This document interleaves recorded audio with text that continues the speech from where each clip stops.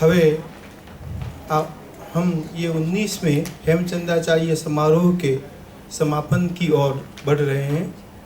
मैं प्रोफेसर अजीत ठाकुर साहब से और ये सत्र जो अभी शोध संगोष्ठी का था, इसको हम समाप्त करते हैं।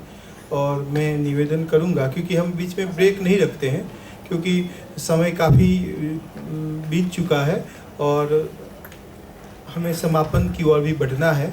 ये समापन नहीं होता है क्योंकि ये अगले साल होने वाली गतिविधि है, इसीलिए हम इसको स्थगित करते हैं। आने साल फिर से 20वां हेम समारोह होगा, तो हम फिलहाल अभी इनको स्थगित करने के लिए आमंत्रित करते हैं प्रोफेसर अजीत भाई ठाकुर को और विभाग के अध्यक्ष राठवा साहब को कि इस समारोह को हम यहीं पर स्थगित करेंगे। आने वाले साल फिर से इसको कार्यान्वित करेंगे, तो इसीलिए हम इनको समापन नहीं कहते हैं, स्थगित करते हैं। तो मैं आमंत्रित करता हूं प्रोफेसर अजीत भाई ठाकुर को और प्रोफेसर डी.बी. राठवा साहब को।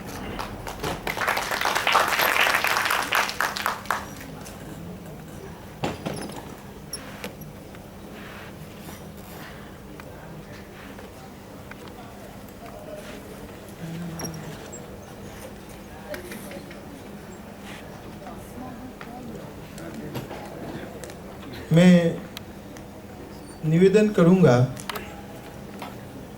वैशाली बेन पटेल को कि वो प्रोफेसर अजीत भाई ठाकुर साहब को सम्मानित करें।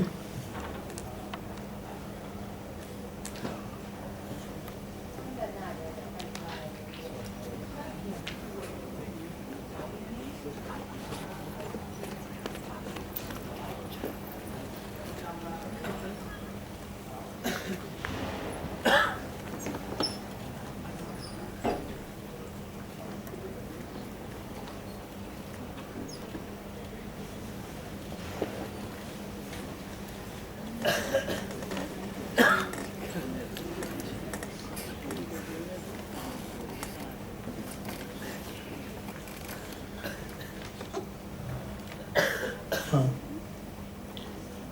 तो मैं सपना बहन से निवेदन करूंगा कि वो अजीत भाई को सम्मानित करें।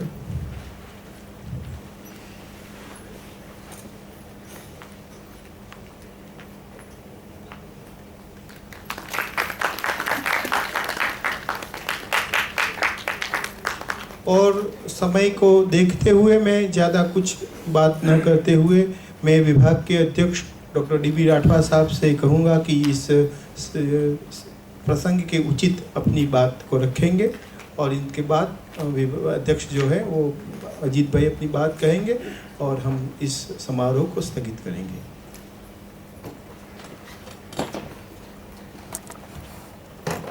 नमस्कार।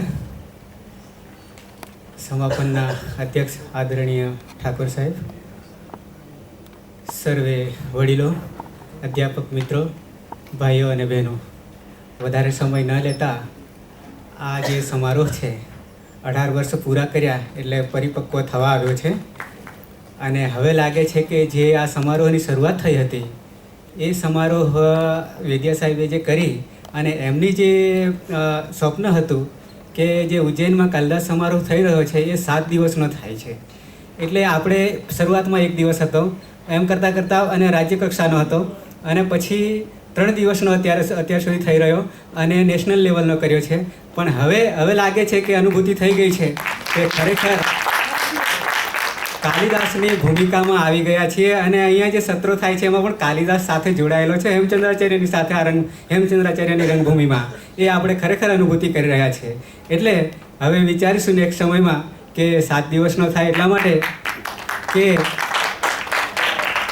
જે ખાસ કરીને પેપર જે તૈયાર થાય છે, પેપર તૈયાર કરવા માટે 6 મહિનાની જરૂર, લગભગ ઓછામાં ઓછી 6 મહિનાની જરૂરિયાત પડતી હોય છે અને પછી અહીંયા આપણે 5 મિનિટ કે 7 મિનિટમાં જ્યારે પૂરું કરવાનું થાય ત્યારે મુશ્કેલી પડતી હોય છે અને જે રજૂ કરવું છે એ રહી જાય છે અને બીજું આવી જાય છે, કારણ કે ઉતાવળમાં શું કરી શકે। એટલા માટે કે કમસે કમ 30 મિનિટ સુધી મળવી જોઈએ, 20 મિનિટ રજૂઆત કરે અને 10 મિનિટ ચર્ચા કરી શકે, એટલે આ રીતે આયોજન કરીશું ભવિષ્યમાં અને થશે। એટલે ખરેખર આ હેમચંદ્રાચાર્યની રંગભૂમિમાં કે મારું કાર્ય જે છે એ તો સૂત્રધાર તરીકેનું કાર્ય છે અને સૂત્રધારનું કામ તમે બધા જાણો છો કે શરૂઆતમાં જ આવશે, પછી છેક અંતમાં ભરત વાક્યમાં આવશે, પછી ક્યાંય દેખાશે નહીં. પણ મારું જે કાર્ય છે એ તમે બધા ઉપાડી લો છો અને મારું આખું મારું જે કામકાજ છે એ તમારા થકી મારા સાર્થક થઈ રહ્યું છે. એટલે ખરેખર મને ખૂબ આનંદ થયો છે અને અમે જે તમારા પ્રોત્સાહનથી જ આ કાર્ય કરી રહ્યા છે. આદરણીય ઠાકોર સાહેબ તો મોરેશિયસમાં હતા અને ડાયરેક્ટ હું એરપોર્ટથી અહીંયા ખેંચી લાવ્યો છું. એ ઘરે પણ ગયા નથી હજી અત્યાર સુધી. એટલે ખરેખર ખૂબ આનંદની વાત છે અને તમે બધા આવ્યા છો અને આ 3 દિવસ દરમિયાન અહીંયા આપણે રહ્યા રોકાયા અને જે આત્મીયતા મેળવી છે. એક અભિરાજ રાજેન્દ્ર મિશ્ર એ આધુનિક કવિ છે. જ્યારે ભાષાની વાત આવી હતી ત્યારે એમણે કહ્યું હતું કે ઓડિયન્સ સામે કેવું છે અને એ પ્રમાણે આપણે ભાષાનો ઉપયોગ કરીશું. એટલે અહીંયા સ્વાભાવિક છે કે વાત સાચી છે કે નેશનલ લેવલનો સેમિનાર છે તો હિન્દી, સંસ્કૃત અને ઇંગ્લિશ થઈ શકે છે, પણ પછી પાછું ઓડિયન્સ આપણું જે હજી શીખી રહ્યા છે એમને થોડીક તકલીફ પડે તો પાછું ઓડિયન્સ ખાલી થઈ જાય એવી પરિસ્થિતિ ક્યારેક આવી શકે છે. એટલે સામે શું છે એ પ્રમાણે આપણે રજૂઆત કરીએ તો વધારે સારું રહે. અને બીજું કે કોઈ પણ વસ્તુને જ્ઞાનને સમજવું હોય ત્યારે આપણી પોતાની માતૃભાષા કઈ છે તો એ હૃદય સુધી આપણે પહોંચાડી શકીએ છીએ. પછી એ જ્ઞાન ગમે તે ભાષામાં હોય પણ જાતે સમજવા માટે એ આપણી માતૃભાષા થકી એ આપણે આત્મસાત કરી શકીએ છીએ. તો આ 3 દિવસના સત્રો દરમિયાન લગભગ 45થી ઉપર આપણા પેપરો રજૂ થયા છે અને એ સારા પેપરો આપણે નેક્સ્ટ યરમાં પાછા અહીંયા એનું વિમોચન પણ કરીએ છીએ. વધારે સમય ન લેતા આપ સર્વેનો હું ખૂબ ખૂબ આભાર માનું છું અને આ રીતે આવતા રહો કાયમ માટે અને અમને ઉત્સાહ આપતા રહો એવી શુભેચ્છા સાથે આશા સાથે વિરમું છું. જય હિન્દ, જય તુ સંસ્કૃતમ, જય તુ ભારતમ.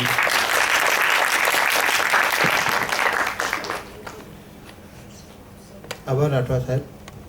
मैं निवेदन करूंगा अजीत भाई से कि वो पूरे 3 दिन के समारोह के बारे में और अपने अनुभवों के बारे में, वो कई सालों से इस समारोह से जुड़े हुए हैं, मार्गदर्शक भी है, हेमप्रभा के एडिटर हैं, तो मैं निवेदन करूंगा उनसे कि वो अपना वक्तव्य प्रदान करें.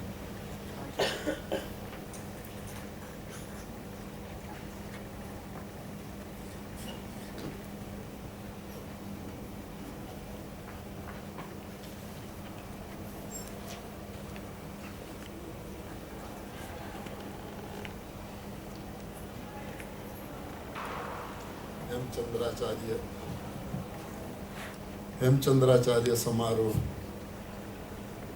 के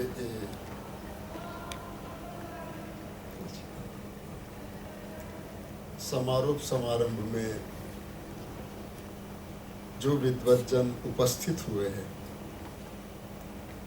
इसमें से कई की उपस्थिति तो सूक्ष्म रूप से है, जैसे कि द्विवेदी जी हमसे विदा ले चुके हैं, मणिभाई प्रजापति जी भी नहीं है, बसंत भाई भी नहीं है और सरोज कौशल जी भी शायद. तो पूरा जो ये प्रेक्षागृह है वो अलग अलग तरह से सब विद्वान अपनी बात कह के निकल चुके हैं. फिर भी यहाँ जो बैठे हैं विद्वज्जन, उन्होंने कल भी बहुत अच्छी बात कही और आज भी मैं भी थोड़ी बात शेयर करना चाहता हूँ. हेमचंद्राचार्य की पावन स्मृति से जुड़े हुए यह हेमचंद्रा विद्या यज्ञ की अंतिम आहुति अर्पित करने के लिए यह समारोह सत्र आयोजित हुआ है. प्रथम तो मैं यह अंतिम आहुति अर्पित करने का सौभाग्य प्राप्त करने के लिए हेमचंद्र समारोह की प्रबंधन समिति का आभारी हूँ कि उन्होंने मुझे इस पावन कार्य के योग्य समझा. प्रबंधन समिति के संयोजक विभागाध्यक्ष प्रोफेसर देवसिंह जी मेरे विद्यार्थी ही नहीं है, बल्कि मेरे प्रिय पुत्र समान है. दिलीप भाई मेरे परम मित्र हैं। विपुल, वैशाली, सपना मेरे प्रिय विद्यार्थी रहे और निरंजन भाई भी है जो मेरे साथी रहे हैं। हेमचंद्राचार्य विश्वविद्यालय से मेरा 20 साल का विद्यापूत संबंध रहा है। मैं विजिटिंग फेलो के रूप में 17 बार इस कैंपस में आया हूँ और अध्यापन कर चुका हूँ। कभी कभी तो लगता है कि मैं विद्यानगर का नहीं, पाटन का निवासी हूँ। वैसे पुत्र जहाँ बसता हो वही हमारी भूमि बन जाती है। यह समारोह के साथ भी मेरा इतना अपनापन है कि मैं भारत में होता हूँ तो अपने को यहाँ आने से रोक नहीं पाता। अणहिलवाड़, पाटन यह तीर्थ भूमि है जहाँ गुजरात की अस्मिता उद्भूत हुई। गुर्जर भूमि की राष्ट्रीय अस्मिता, सांस्कृतिक अस्मिता, धार्मिक अस्मिता, साहित्य कला अस्मिता एवं गुजराती भाषा की अस्मिता यह पावन भूमि में उद्भूत हुई है, विकसित हुई है, विलसित हुई है। यह अस्मिता यज्ञ के ऋत्विज है हेमचंद्राचार्य एवं उनका विशाल शिष्य मंडल महाराजा धीराज सिद्धराज जयसिंह देव, उनकी जननी मीनड़ देवी एवं महाराज कुमारपाल। जयसिंह देव रणभूमि को विक्रांत करते थे तो हेमचंद्राचार्य विद्या, ज्ञान, अध्यात्म भूमि को विक्रांत करते थे। गुरु शिष्य, ऋषि राजा का ऐसा संयोग बहुत भाग्य से होता है। जयसिंह देव जैसा महाराजा कदाचित ही होते हैं।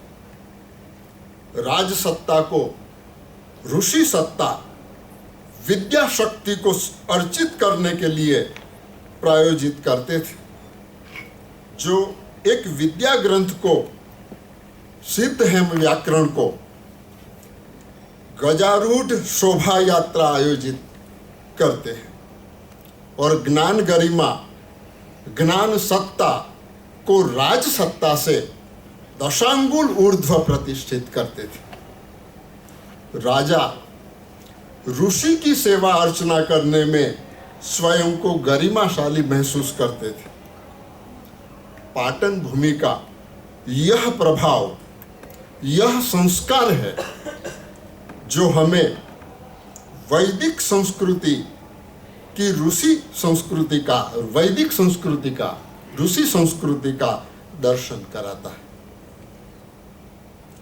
ऐसा तो क्या था इस भूमि में जो गुर्जर अस्मिता की गंगोत्री, कहो कि यज्ञ भूमि बन गया। महाराजा जयसिंह देव ने जूनागढ़ एवं मध्य गुजरात में विजय प्राप्त करके गुर्जर राजकीय एकात्मता का संगठन किया एवं मालवा विजय करके बृहद गुर्जर राजकीय अस्मिता का विस्तरण किया। इस तरह से हेमचंद्राचार्य ने गुर्जर विद्या, गुर्जर ज्ञान, गुर्जर कला की अस्मिता का अंकुरण किया, पल्लवन किया और फलीकरण भी किया। इसमें उन्होंने अपने जैन मुनि को, इसमें उन्होंने अपनी जैन मुद्रा भी अंकित की। शैव धर्मी राजा जयसिंह देव ने अपने जैन मुनि को पूरी स्वतंत्रता दी, सम्मान दिया। अभी जो बात हो रही थी सहिष्णुता की, तो गुर्जर प्रजा में जो परमत सहिष्णुता है, खुलापन है, औदार्य है, अपने को खुले मन से परिष्कृत करने की जो तत्परता है, इसका जयसिंह देव महनीय प्रतीक है। जयसिंह देव ने गुरु के चरणों में अपने मन की पीड़ा व्यक्त की। आप गुजराती लोग हमारे राजा को तो हरा सकते हो, पर हमारी विद्या प्रभुता को नहीं। आप लोग पढ़ते हो तो हमारे व्याकरण, न्याय, योग, छंद सब विद्या ग्रंथ तो हमारे हैं, जो आप रटते रहते हैं। महाराजा जयसिंह देव को यह उपालंब बहुत चोट कर गया और वह बिंदु से गुजराती विद्या अस्मिता प्रारंभ हुई और आज इस क्षण तक यह यात्रा अस्खलित रूप से चलती रही है। हेमचंद्राचार्य ने अपने शताधिक बल्कि सहस्राधिक शिष्य मंडल को इस गुर्जर अस्मिता यज्ञ में प्रायोजित कर दिया, जिसका यशस्वी परिणाम सारा विश्व देख रहा है। आचार्य ने स्वयं भी 25 ग्रंथों का निर्माण किया। विविध विद्या शाखा को उन्होंने पुष्ट किया। व्याकरण, कोश, वनस्पति शास्त्र के निघंटु एवं काव्य शास्त्र, महाकाव्य, योग आदि सब विद्या को उन्होंने बहुत अच्छी तरह से परिपुष्ट की। रामचंद्र, गुणचंद्र प्रभृति पूरे शिष्यगण ने एवं पूरे गुजरात से बुलाए गए सारस्वत जनों ने एक सुयोजित, सुसंकल्पित ज्ञान यज्ञ शुरू किया एवं गुजरात के सुवर्ण युग का निर्माण किया। हेमचंद्राचार्य एवं जयसिंह देव द्वारा प्रारंभ यह ज्ञान यज्ञ का यह 19वां हेमचंद्राचार्य समारोह नया सोपान है। इस विश्वविद्यालय में नामाभिधान से लेकर जो विद्या प्रवृत्ति हो रही है, इसका संपुट है यह ज्ञान यज्ञ। भारतीय विद्या संस्कृत विभाग, प्राकृत शोध अध्ययन भवन और यहाँ की जो मैन्युस्क्रिप्ट लाइब्रेरी है, ये संस्थान त्रय जो है ये इसकी जड़ में है। इसी तरह से हेमप्रपा, हेमचंद्र समारोह और समारोह के अंतर्गत उद्घाटन समारोह में भी जो की नोट एड्रेस, चावी रूप जो व्याख्यान है, नांदी साहब की पुण्य स्मृति रूप व्याख्यान माला में प्रभुनाथ जी का प्राकृत भाषा कथा संसार का विषय, वो सर्वेक्षणात्मक व्याख्यान था। प्रोफेसर मणिभाई व्याख्यान माला में मेरे सुहृद एवं संस्कृत विद्या के महनीय तपस्वी प्रोफेसर वसंत भाई का अपने जीवन के मिशन रूप शाकुंतलम की पाठ समीक्षा के अद्यापि नवीनतम निष्कर्ष प्रस्तुत करते व्याख्यान में यह समारोह गौरवान्वित हुआ है। इस व्याख्यान में जो चर्चा हुई और आपने और अंग्रेजी के जो विद्वान हैं उन्होंने एक नई दृष्टि से शेक्सपियर को केंद्र में रख के जो बात कही, तो इससे एक अलग डायमेंशन, एक नया परिमाण भी ये व्याख्यान को समझने के लिए हमको मिला था। इस तरह से इस समारोह में प्रस्तुत किए गए शोध पत्रों का चयन रूप हेमप्रपा का नवम पुष्प भी एक उपलब्धि है। मैं भी इससे जुड़ा हुआ हूँ। नांदी साहब एवं मणिभाई के व्याख्यान माला भी ग्रंथ के रूप में संचित की गई है, वो भी बहुत अच्छी बात है। 3 दिन के यह समारोह में 250 से अधिक रसिक जनों उपस्थित रहे। 5 सत्रों में करीब 40 अभ्यास प्रस्तुत किए गए हैं। मैं इस बारे में ये भी मैं हेमप्रपा को देख रहा था, हेतल बहन यहाँ बैठी है, वो उन्होंने प्राचीन संस्कृत के राजनीतिकार कौटिल्य एवं आधुनिक मैक्विलियन का जो राजा और प्रिंस का जो ये किया है, तो ऐसे जो पेपर है वो सेतु बंध के समान है।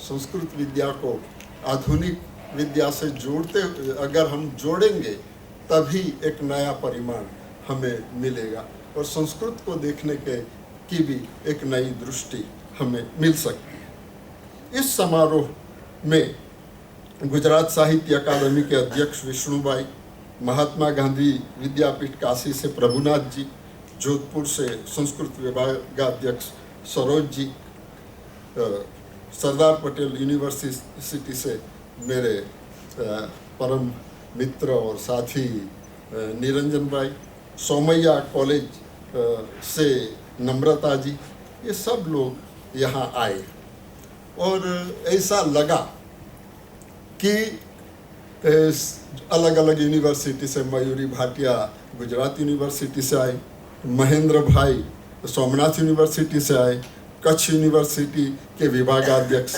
कश्यप त्रिवेदी जी आए, गुरु गोविंद यूनिवर्सिटी से, सौराष्ट्र यूनिवर्सिटी से, सरदार पटेल यूनिवर्सिटी से, उत्तर गुजरात यूनिवर्सिटी से विद्वज्जन पधारे हैं। इस तरह से यह हेमचंद्राचार्य समारोह ज्ञान के कुंभ मेले में परिणत हो गया है। इतने सारे लोग आए, अलग अलग बात की है और हमें प्रकाशित किया है।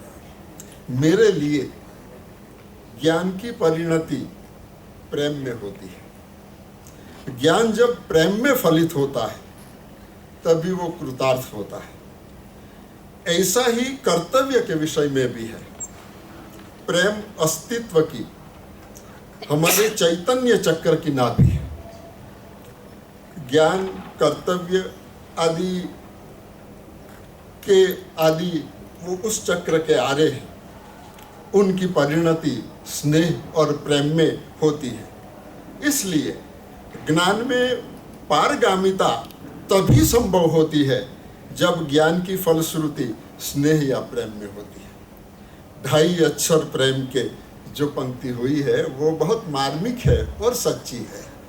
ज्ञान प्रेम में परिणत होगा तभी उनकी फलश्रुति हो सकती है।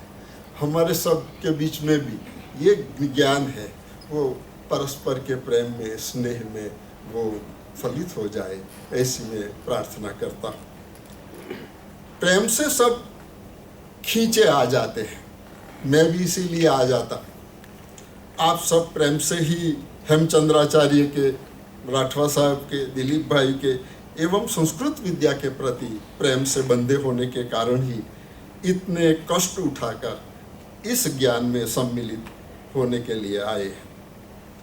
मैं एक ये भी बात करना चाहता हूँ कि दिलीप भाई ने जो संकल्प लिया कि वेदिया साहब की भी व्याख्यान माला होनी चाहिए और हम वो करेंगे, तो ये व्याख्यान माला भी एक अगर जुड़ जाएगी तो ज्ञान का और एक विस्तरण हो जाएगा। तो इस तरह से मुझे आप सबने बुलाया, इतना प्यार दिया है कि मैं गदगद हो जाता हूँ। और मेरा यही स्वभाव है कि प्यार से मैं बंदा होता हूँ। ज्ञान तो जो कुछ पढ़ा है, मगर फलश्रुति है। राठवा जी को मेरे पुत्र के समान मैंने कहा है। एक अंगत स्मरण मैं आपको कहूँगा जो मेरे जीवन के केंद्र में है। गत साल में आया था तो देव सिंह जी ने कहा कि मैं मिलना चाहता हूँ। मैं हमेशा सोचता हूँ कि इतनी दूर से, पाटन से यहाँ तक आए मुश्किल से, वो ठीक नहीं है। मैंने कहा कि हम फ़ोन से बात कर लेते हैं, आपको ये कष्ट उठाने की ज़रूरत नहीं। यहाँ एक जो है वो भी आया था और अजीत, और तो उन्होंने भी, मैंने ना कहा कि नहीं, इतनी तकलीफ नहीं उठानी चाहिए। तो बाद में वो तो मुझे कहे बिना आ गए, मुझे मालूम नहीं था। मैं पीछे गया था, वहाँ हमारा भोजन का प्रबंध था कि आप बहुत दिनों से आए हैं तो साथ में भोजन करेंगे। राठवा साहब आए तो घर बंद था। बाद में उन्होंने मेरे प्रिय विद्यार्थी प्रीतेश शुक्ल को फ़ोन किया। उन्होंने कहा कि वो तो रात को चलने के लिए जाते हैं महादेव के मंदिर तक। तो वो वहाँ गए और वहाँ भी मैं नहीं मिला, तो वो आके बैठे। हम बहुत देर से बात करके 2 घंटे के बाद आए। वो बाहर हमारा जो झूला है इस पे वो बैठे रहे। बाद में मैंने देखा कि कोई बैठा है, जयश्री ने मैंने कहा कि कोई बैठा है, और खोला तो वो राठवा जी थे। मैंने कहा कि आपको मुझे कहना चाहिए था। उन्होंने कहा कि मैं कहता तो आप ना कहते, और आप ना कहते तो मैं आ नहीं सकता था, इसीलिए मैंने नहीं कहा। ये जो प्रीति है वो प्रीति को मेरे जीवन के केंद्र में रखी है, और यही मेरे ज्ञान की फलश्रुति है।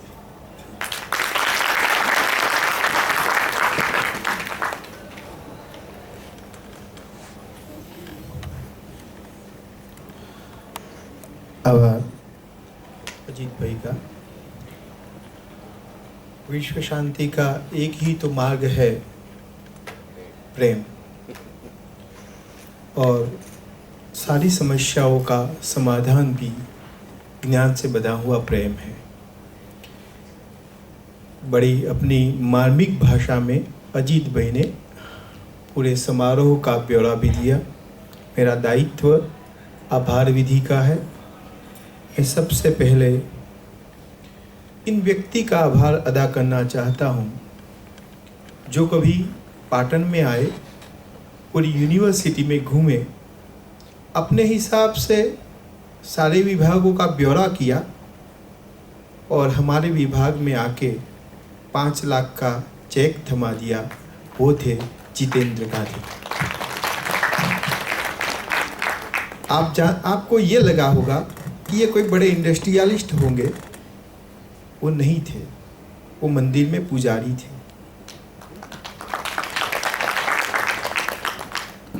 अमेरिका में थे लेकिन मंदिर में पूजा ही करते थे। और उन्होंने ये सोचा, हमने कहा कि ये हमारा ग्रांटेड डिपार्टमेंट है, हम ऐसे धनराशि नहीं ले सकते हैं, नहीं, फिर भी उन्होंने बोला कि कुछ आयोजन करो तुम। फिर हमने ये सोचा कि हमारे संस्कृत में जो बच्चे आते हैं, इनकी सबसे बड़ी विडंबना इनकी आर्थिक संकट होता है। तो हमने ये तय किया कि जो बच्चे प्रथम और द्वितीय नंबर पे आए, इनको इन धन राशि से जो भी ऋण आता है उससे कुछ ना कुछ फेलोशिप दी जाए। तो पिछले 5 सालों से हम ये फेलोशिप इसी दिन देते हैं कि ये मैसेज दूर तक जाए, और गांधी साहब का जो दान है वो भी हमें सार्थक लगे। इससे अच्छी एक और भी बात है, वो साल में 1 बार पाटन आते हैं, और आने से बाद हम लोग को पहले फ़ोन करते हैं। उनकी वही अपेक्षा होती है हम इनके साथ होटल में खाना खाएं, फिर वो चले जाते हैं। कुछ इनको दूसरी बात भी नहीं होती, बस हम इनके साथ खाना खाते हैं। बरसों से हमारा ये क्रम है, वो आते हैं, खाना खा के चले जाते हैं। वो खाना भी, पैसा भी वो देते हैं, कभी हमको देने नहीं देते। लेकिन ऐसे भी इंसान होते हैं, बस इनका लगाव यह है कि मैं पाटन का था, भले मैं विदेश में बसा, मैं बम्बे में भी रहता हूँ, लेकिन पाटन मेरा गांव है। तो ऐसी प्रीति करने वाले लोग भी पाटन में हैं। तो आज वो हर साल आते भी हैं हम समारोह में भी। आज इस साल इनका बारिश की वजह से नहीं आ सके हैं, तो लेकिन हम इनकी शुक्रिया अदा करते हैं। दूसरी हम आभार मानेंगे इन 2 परिवारों का जिसने हमें व्याख्यान माला के लिए धनराशि दी है। प्रोफेसर मणिभाई प्रजापति कई सालों से, पिछले 17 सालों से इनकी 18वीं व्याख्यान माला थी। ये इन्होंने परंपरा शुरू करवाई कि भी ऐसा भी, पहले ये व्याख्यान क्लास में हो जाता था, लेकिन फिर हमने पिछले 5-6 सालों से इनको हेम समारोह का हिस्सा बना लिया। क्यों कि